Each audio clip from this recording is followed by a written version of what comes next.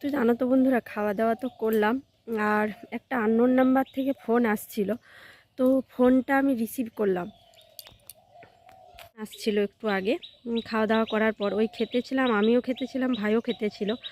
তো ভাই তখন আমি রিসিভ করলাম ফোনটা আমি রিসিভ করলাম। তো রিসিভ করতে ওরা হিন্দিতে বলছে যে আপনি কে বলছেন, আপনার নাম কি। আর হচ্ছে আমি বলছি এটা রং নাম্বার। তো আমি নিজে থেকেই বলছি যে আমি রং নাম্বার, আপনি কি। তখন বলছে আপনার নাম বলুন। এইটাই মানে আমি হিন্দি খুব একটা ভালো জানি না, তাও বলছি যে এরকম বলছে যে পেহলে আপকো নাম বাতায়া, আর না হলে হচ্ছে তোমার নামে এফআইআর করব। তো আমি তো প্রথমে শুনে ভয় খেয়ে গেছিলাম। তারপরে আমার ভাই বলছে যে ফোনটা তাড়াতাড়ি তুই কাট দিদি, মানে আমার ভাই ছিল। তো ভাই বলছে যে ফোনটা তুই তাড়াতাড়ি দিদি কাট। তো আমি তো প্রথমে ভয় খেয়ে গেছিলাম। তো ওই সাইবার ক্রাইমে এখন বলছে যে জানাতে।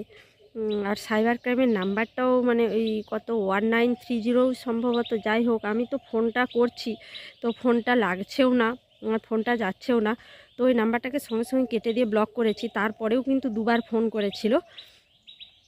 তো মানে শুনে তো ভয় খেয়ে গেছিলাম। তারপরে একে তাকে জিজ্ঞাসা করলাম যে ওই নাম্বারটা কি কোনো পুলিশ স্টেশনে দিতে হবে বা কোথাও জানাতে হবে নাকি। তো ওরা বললো যে না না, এখন অনেক ওরকম ভুয়ো নাম্বারে কল আসে, তো ভয় করার কোনো কিছু দরকার নেই। তো এইরকম আর কি। চলো সারাদিন কি করি না করি ব্লগটা দেখতেই থাকো।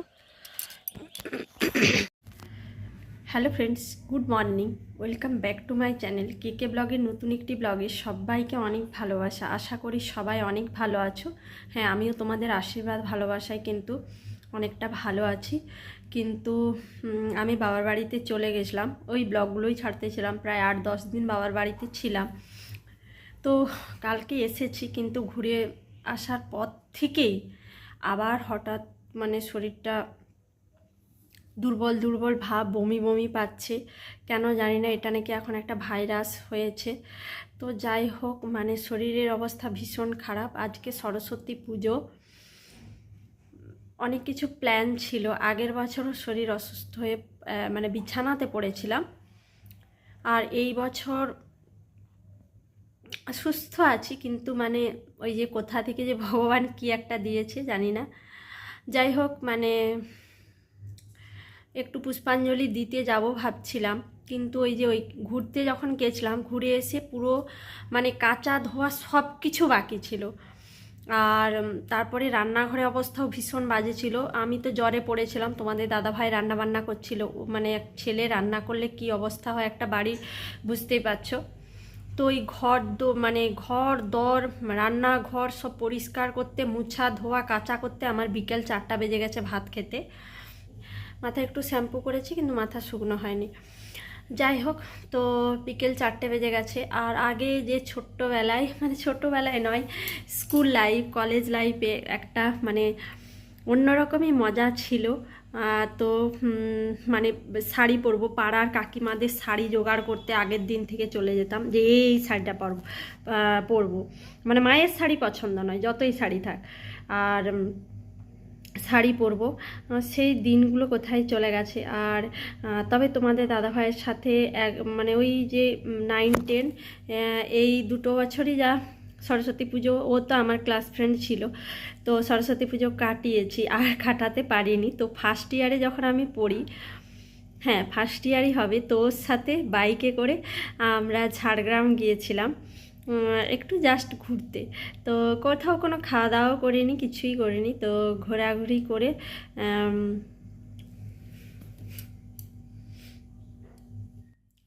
একটা ফোন চলে এসেছিলো, বাবা ফোন করেছিল শরীর কেমন আছে জানার জন্য। তো সেই মানে মাথায় শ্যাম্পু করা আগের দিন থেকে, তারপরে শাড়ি পরা, তো অনেক কিছু ছোটোবেলা মানে ওই গ্র্যাজুয়েশন পর্যন্তই করেছি। তারপরে আমি যখন MA ফার্স্ট ইয়ারে পড়ি, তখন থেকে কিন্তু আর কোনো মানে সরস্বতী পুজোতে কোনো শাড়িও পরিনি, কিছুই করিনি। মানে ইচ্ছে ছিল যে চাকরি বাকরি পেলে হয়তো স্কুলে যাব শাড়ি টাড়ি পরে। তো সবাই তো জানো SSCর অবস্থা, যাই হোক সবাই তো জানো চাকরি বাকরির অবস্থা কি, তো বাদ দাও, সে কথা আর বলে লাভ নেই। তো এমনি পুষ্পাঞ্জলি দিতাম, মানে এমনি একটা ভালো কুর্তি পরে পুষ্পাঞ্জলি দিতাম। তো এই বিয়ের পরে এই 2 বছর সেটাও আর হয়নি। তো আর আজ সকাল থেকে কোনো ব্লগও শ্যুট করিনি, এখন সন্ধে হয়ে গেছে, তোমরাকে গুড মর্নিং জানাচ্ছি। যাই হোক, তো আর এখন তোমাদের দাদাভাই আসবে। তো যেহেতু সরস্বতী পুজো, আমি দুপুরে পালং শাক আলুর পোস্ত করেছিলাম আর বেগুন ভেজেছিলাম, তো এটা দিয়ে একটু ভাত খেয়ে নিয়েছিলাম। তো ও যখন আসবে একটু রান্নাবান্না, মানে শরীর একদম মানে দিচ্ছে না, তাও করতে হবে। তো ভাবছি একটু মানে আতপ চালের খিচুড়ি করব, আর আর একটু বেগুন ভাজা আর একটু পাঁপড় ভাজা, তো এই করব। আজকে প্রথম আমি শীতকালে খিচুড়ি খাওয়া হয়নি এবছর। তো চলো খিচুড়ি করি, তো দেখতে থাকো ব্লগটা। তো এদিকে দেখো আমি কিছুটা আতপ চাল নিয়েছি, নতুন আতপ চালের খিচুড়ি খেতে আমার ভীষণ ভালো লাগে। আর কিছুটা মুসুর নিয়ে নিচ্ছি। তো আজকে কিন্তু মুসুর ডালের খিচুড়িটা করব। আমার মুগ ডাল দিয়ে খিচুড়ি অতটাও ভালো লাগে না। আর একটু দেব গাজর, একটু মটরশুঁটি ছাড়িয়ে রেখেছি, আর একটু কাজু, আর একটু বাদামও ভেজে দিয়েছিলাম, তবে সেটা দেখানো হয়নি, আর একটু ধনেপাতা। এই দিয়ে আজকে খিচুড়ি বানাবো। আর একটু বেগুন ভাজা করব, আর একটু পাঁপড় ভাজা করব। তো তোমাদের দাদাভাই তো বললো যে আর পাঁপড় ভাজতে হবে না, তো এমনি বেগুনই ভাজা করেছিলাম। আর ওকে ডিম ভেজে দিয়েছিলাম, ও পুজো টুজো হলে ও ডিম ভাজা খাবেই, তো আমি নিরামিষ খেয়েছিলাম।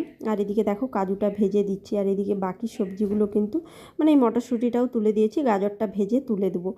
আর আজকে বিশ্বাস করবে কি না জানি না বন্ধুরা, মানে আমি অনেকবার খিচুড়ি আমি কমই রান্না করি, খিচুড়ি আমি খেতে ভালোবাসি, কিন্তু রান্না করা কম হয়। কিন্তু মানে আমি এই লাইফে আমার যতবার খিচুড়ি বানিয়েছি, সবচেয়ে ভালো খিচুড়ি কিন্তু আজকেই রান্না হয়েছিল। আর এদিকে দেখো শুকনো লঙ্কা, তেজপাতা, জিরে, গোটা জিরে ফোড়ন দিয়ে এটাকে মানে দিয়ে দিয়েছিলাম খিচুড়িতে। আর একটু এই যে দেখো বেগুন ভাজাও আমার হয়ে গেছে।